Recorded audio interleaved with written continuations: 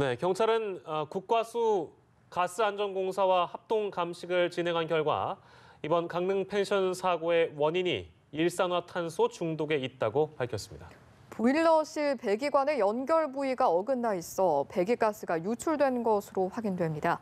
자세한 내용은 최단비 변호사와 함께 짚어보도록 하겠습니다. 어서 오세요. 안녕하세요. 예.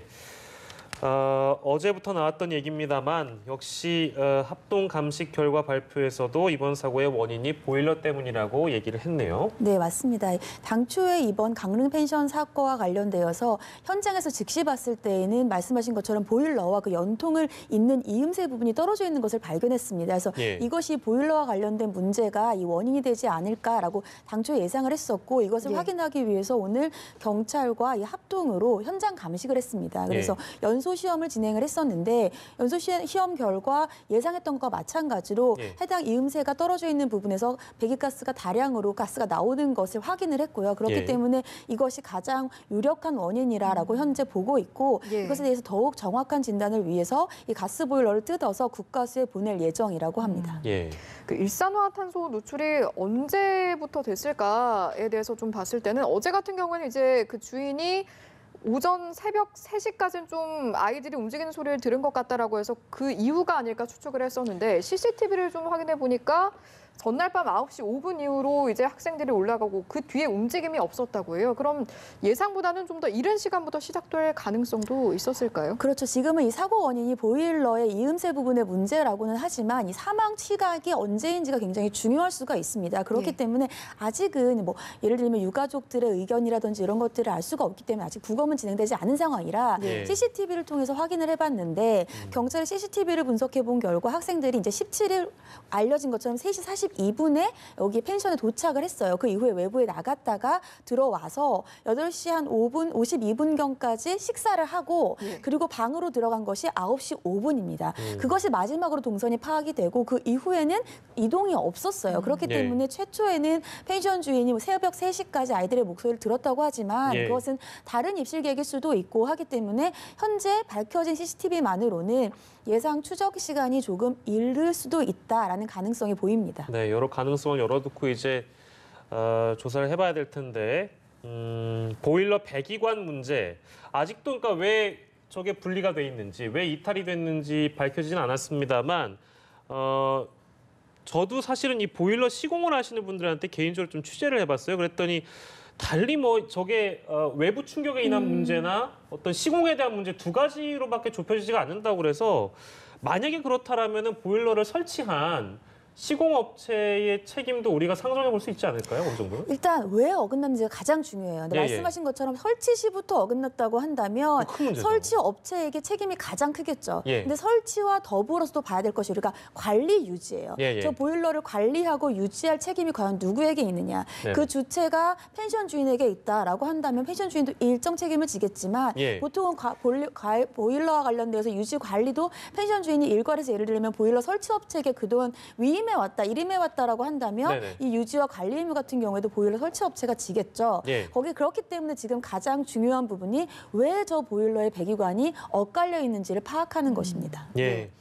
그 연장선상에서 좀 들여다보자면 지난 7월 정기 점검에서 이제 해당 펜션이 뭐 특이사항이 없었다고 나왔다고 했는데 그런데 알고 보니까 이제 애초에 보일러 자체가 정기 점검 대상에 들어가지 않았다고 하더라고요.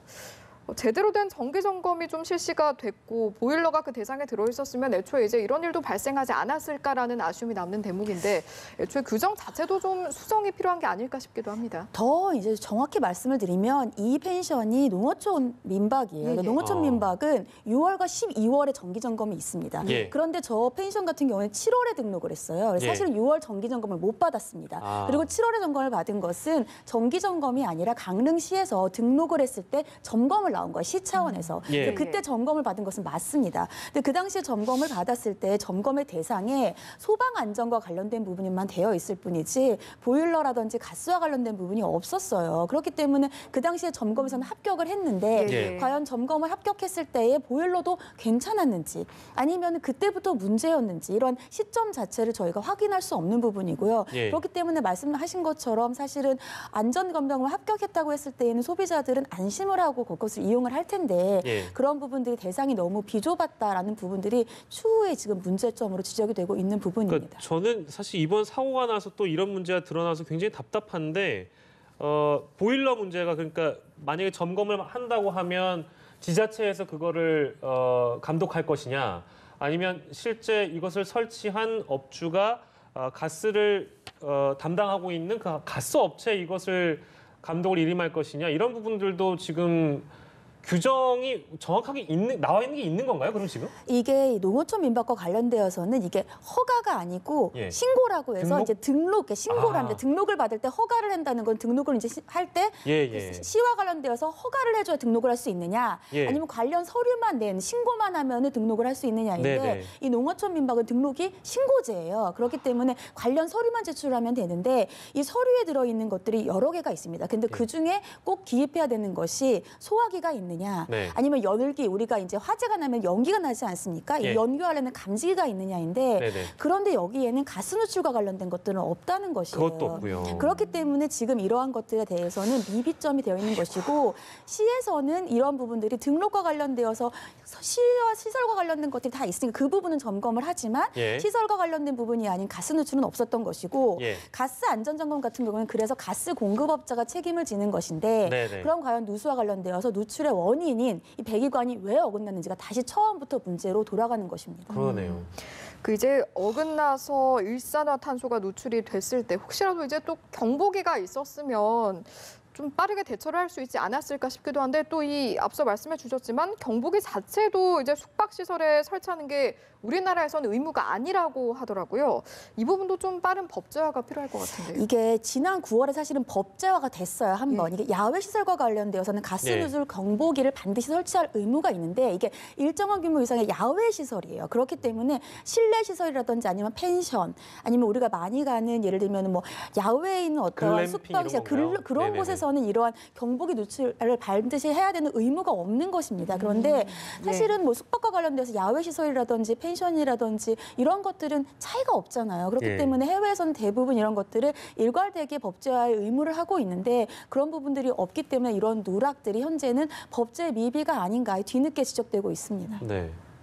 저는 진짜 저희 기자 연결을 통해서도 이 내용을 정리해서 들었고 지금 변호사님께도 반복적으로 이제 듣고 있습니다만 점검을 했느냐, 시에서 나온 점검을 했다.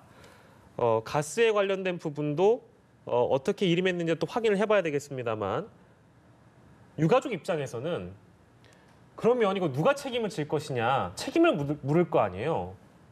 누가 책임을 이걸 져야 되는 겁니까? 저는 이게 답답하네요. 그러니까 그래서 일단 원인이 먼저 중요하다고 봐요. 법적 책임을 먼저 말씀드리면 법적 책임은 과연 배기관이 어긋나 있는 것이 어떠한 원인이냐를 봐야 되는 것이고 네. 그 원인에 대해서의 궁극적인 책임을 그 원인을 제공한 사람이 져야겠죠. 두 번째는 펜션 주인과 관련되어서는 두 가지가 있는데 과연 보일러를 관리 유지할 책임이 있느냐. 예. 두 번째로는 가스 누출을 알았느냐가 더 중요해요. 가스 누출을 언제 알았느냐. 그런데 119 신고의 녹취록을 보면 예. 이 펜션의 주인 같은 경우에도 그날 오후 1시에 문을 두드려 봤는데 학생들이 안 나와서 왜 이렇게 안 나오나 문을 두드렸다가 열어봤더니 의식이 없어서 신고를 했단 말이죠. 그렇다고 네. 한다면 구호 의무를 늦게 한 것으로 보이지도 않아요. 네네. 그렇다고 한다면 법률의 미비인데 예. 이런 법률의 미비를 그렇다면 자치단체와 관련되어서 책임을 네. 또 물어야 할 것이냐. 예. 정말 안타깝고요. 얼마나 그 피해를 당한 가족분들은 황망한 심정이겠습니까? 네. 너무나 안타까운 사고고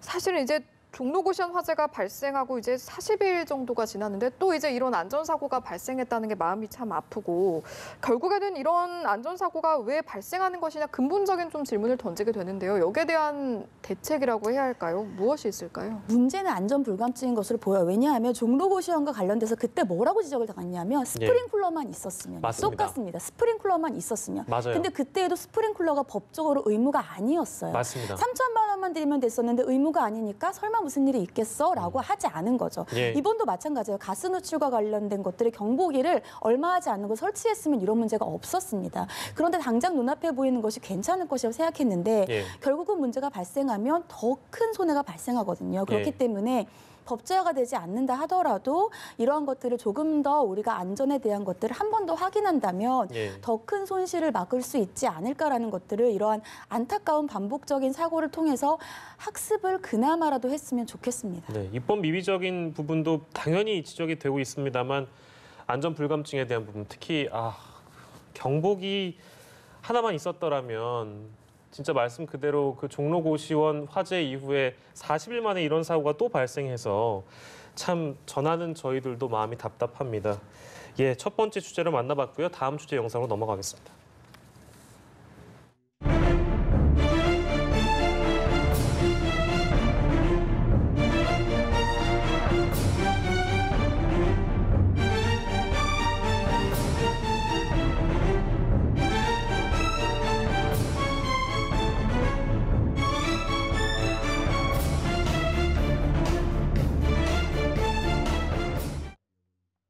예, 이른바 땅콩 회항이라 불리는 사건. 이 사건으로 피해를 본 박창진 전 사무장이 손해배상 청구 소송을 냈고 그에 대한 판결이 나온 건데요. 어떻게 결론이 났나요? 박창진 사무장이 지금 원고 일부 승소를 했습니다. 어떠한 소송을 했냐면 첫 번째로 그 땅콩 회항 사건과 관련돼서 대한항공과 조현아 전 부사장을 상대로 해서 손해배상 청구 소송을 했고요. 또 여기에 더해서 본인이 휴직을 하고 복직을 했는데 그 이후에 인사상 불이익을 당했다. 이 부분에 대해서도 손해배상 청구 소송을 했습니다. 손해배상 청구 소송에서 무효 확인 청구를 했는데 예. 이 부분에 대해서 대한항공 측에만 승소를 했어요. 그래서 대한항공 측은 박창진 전 사무장에게 2천만 원을 배상하라. 그리고 조현아 전 부사장과 관련된 청구와 또 강등 처분 무효 확인 청구는 원고 패소를 받았습니다. 대한항공은 어떠한 근거로 이 주장에 반박을 해왔나요? 먼저 인사상 불이익과 관련되어서는 예.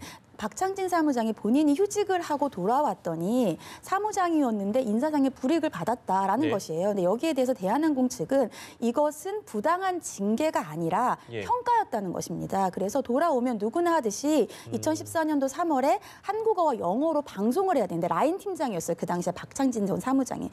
라인 팀장은 이렇게 방송에 대해서 통과를 해야 되는데 예. 통과를 하지 못해서 라인 팀장직을 더 이상 하지 못했고 예. 다만 라인 팀장직만 하지 못한 것이지 여전히 직급은 사무장이었다는 것이죠. 그래서 인사상 불이익이 아니다라고 주장했습니다. 예.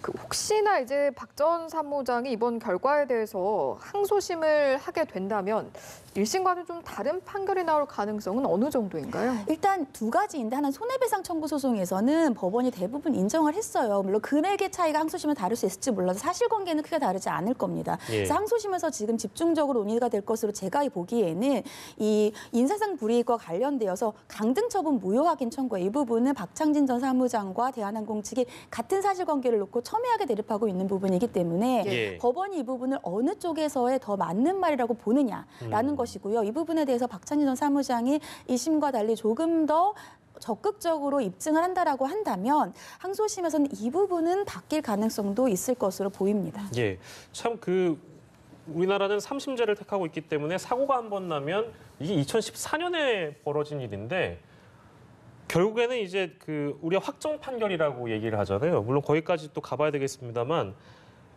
이거에 대한 결론은 또 2심을 가게 되고, 그러니까 항소심을 하게 된다면 그렇죠. 가게 되고 그 이후에 또 만약에 대법 판결을 내놓게 된다면 진짜 시간이 오래 걸릴 수도 있겠네요. 사실 1심이 가장 오래 걸려요. 1심이 사실을 관련돼서 확정을 하고 증거를 제출하고 증인신문을 하고 하기 때문에 가장 예. 오래 걸리고 네. 항소심은 짧으면 6개월에서 길면 1년 정도입니다. 물론 더 복잡한 사건들은 더 오래 걸릴 수도 있지만 그리고 예. 대법원은 법률심이라고 해서 사실을 다시 한번 판단하지는 않고 예. 법률과 관련된 것만 판단하기 때문에 예. 1심보다는 항소심과 대법원을 다 합쳤을 때 좀 더 짧지 않을까 싶습니다. 예, 알겠습니다.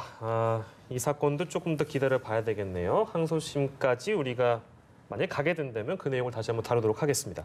오늘은 두 가지 주제를 놓고 최단비 변호사와 함께했습니다. 고맙습니다. 고맙습니다.